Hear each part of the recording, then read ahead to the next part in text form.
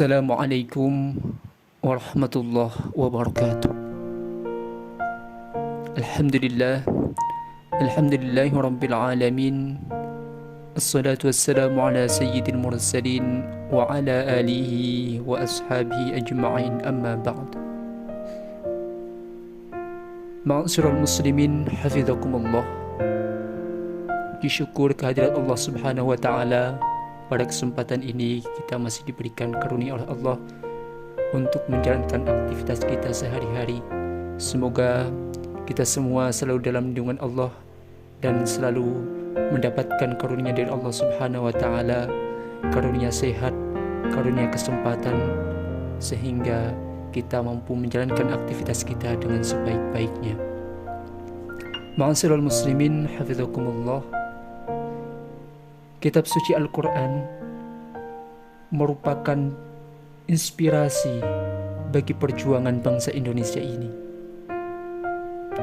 Kita ketahui bahwa Belanda menjajah Indonesia lebih dari 300 tahun.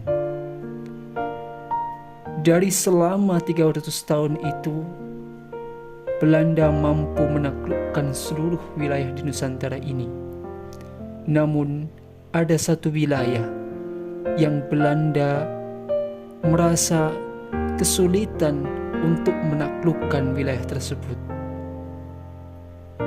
Wilayah tersebut adalah wilayah Malaka, yang mana di sana menjadi kerajaan Islam yang pertama di Nusantara ini. Ma'asyiral muslimin, hafizakumullah.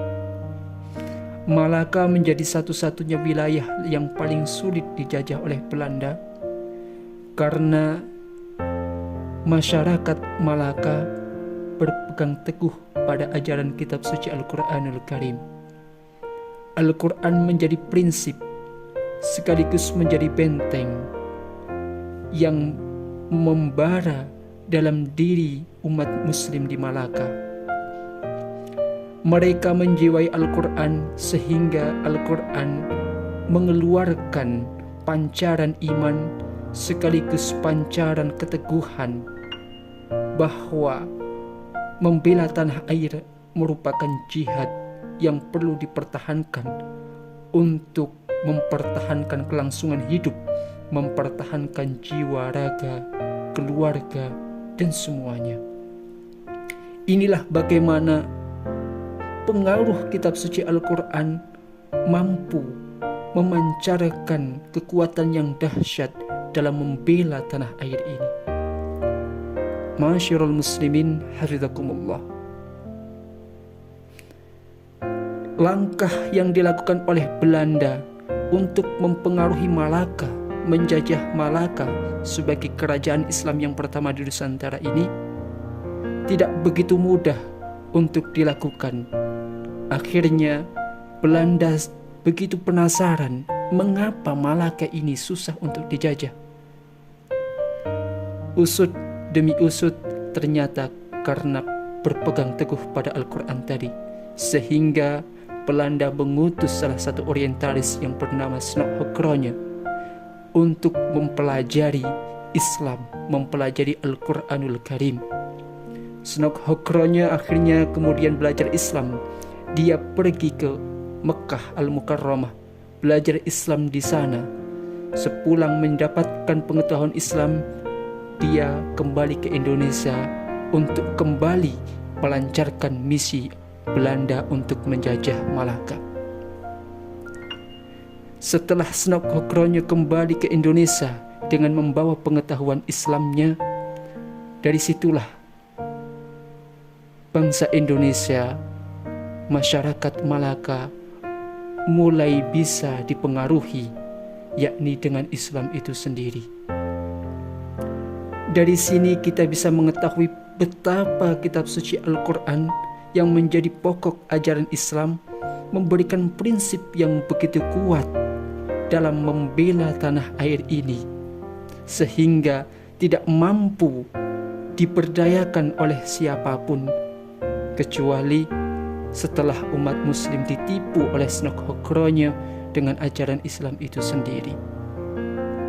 Ma'asyiral muslimin rahimakumullah. Begitu dahsyatnya ajaran yang terkandung dalam kitab suci Al-Quran, memberikan tuntunan hidup, memberikan pengaruh pada hidup kita untuk menjalankan kehidupan ini, membela tanah air ini, sehingga kita bisa melangsungkan hidup dengan baik, dengan aman dan sentosa. Ma'asyiral muslimin hafizakumullah.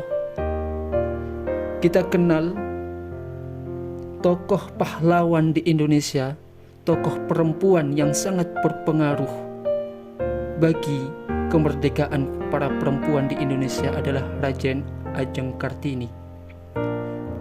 Raden Ajeng Kartini merupakan sosok wanita perempuan yang berasal dari Jepara, Jawa Tengah. Ketertarikannya untuk belajar Islam mendorongnya untuk tekun mempelajari kitab suci Al-Quranul Karim. Kartini belajar Islam kepada Kiai Soleh Darat yang berada di Semarang. Ketekunannya untuk mempelajari Islam, dia mendorong Kiai Soleh Darat untuk kemudian bisa menafsirkan isi kandungan Al-Quran. Karena dorongan Kartini ini ingin sekali mengetahui apa yang ada dalam kitab suci Al-Quran, sehingga ketika dijadikan satu pedoman, memberikan dorongan kualitas hidup yang luar biasa, kualitas hidup yang baik, sehingga membawa tatanan hidup yang begitu indah dan harmonis. Ma'asyiral muslimin hafizakumullah. Dorongan Kartini untuk mempelajari kitab suci Al-Quran ini disampaikanlah kepada Kiai Soleh Darat, sehingga Kiai Soleh Darat termotivasi untuk menafsirkan kitab suci Al-Quranul Karim. Atas motivasi dorongan dari Kartini ini, kemudian Kiai Soleh Darat menafsirkan kitab suci Al-Quran. Kiai Soleh Darat mampu menafsirkan Al-Quran 30 juz yang kemudian diberi nama dengan tafsir Faidul Rahman. Konon tafsir ini merupakan tafsir yang pertama diterbitkan di Asia Tenggara.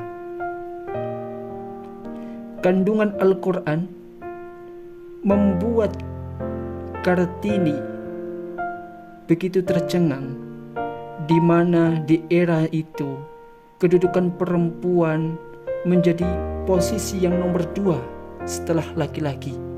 Namun Kartini terinspirasi dari ajaran Al-Quran bahwa perempuan itu sangat dimuliakan dalam ajaran Islam ini, sehingga atas dasar itu Kartini ingin mengetahui seluk-beluk Al-Quran, dan Kartini berharap tafsir yang dilakukan oleh Kiai Soleh Darat ini bisa menjadi pembelajaran bahwa di mana kitab suci Al-Quran ini mendudukkan antara laki-laki dan perempuan sebagai kedudukan yang sama di sisi Allah Subhanahu wa Ta'ala.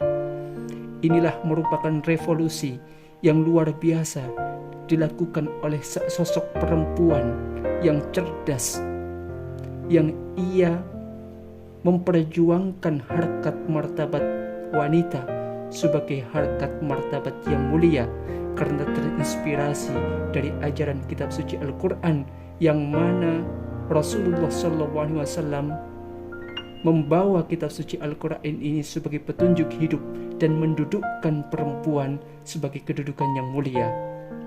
Rasulullah sebagai pengkanter, pembantah terhadap tradisi jahiliyah yang menguburkan anak perempuan dan membiarkan hidup anak laki-laki. Rasulullah menghapuskan tradisi itu karena pada hakikatnya manusia memiliki kedudukan yang sama di sisi Allah Subhanahu wa Ta'ala. Antara laki-laki dan perempuan sama-sama memiliki kedudukan mulia yang perlu dimanusiakan layaknya satu dengan yang lainnya. Atas inspirasi ini, Kartini kemudian begitu semangat untuk mendudukkan perempuan yang memiliki kedudukan yang sama dengan laki-laki, sehingga Kartini menjadi inspirator bagi kebangkitan perempuan di Indonesia. Atas dasar ia terinspirasi dari ajaran kitab suci Al-Quranul Karim yang mendudukkan perempuan dalam kedudukan yang mulia. Ma'asyiral muslimin, hafizakumullah. Betapa besar pengaruhnya ajaran kitab suci Al-Quran ini bagi kehidupan berbangsa dan bernegara, bagi kehidupan pertahanan bangsa ini. Karena Al-Quran ketika dipelajari, ketika dikaji, ia akan memancarkan cahaya hidup yang itu bisa membangkitkan semangat, membangkitkan perjuangan, membangkitkan kemanusiaan. Dan tentunya Al-Quran, ajarannya ini memanusiakan manusia. Karena pada hakikatnya memang Al-Quran diturunkan untuk memanusiakan manusia, menjadikan manusia yang memiliki potensi yang seutuhnya, dan menjadikan manusia terarah, terbimbing, sehingga mereka selamat untuk kehidupan dunianya, begitupun juga untuk kehidupan akhiratnya. Demikian, semoga apa yang disampaikan bermanfaat. Akhirul kalam, Assalamualaikum warahmatullahi wabarakatuh.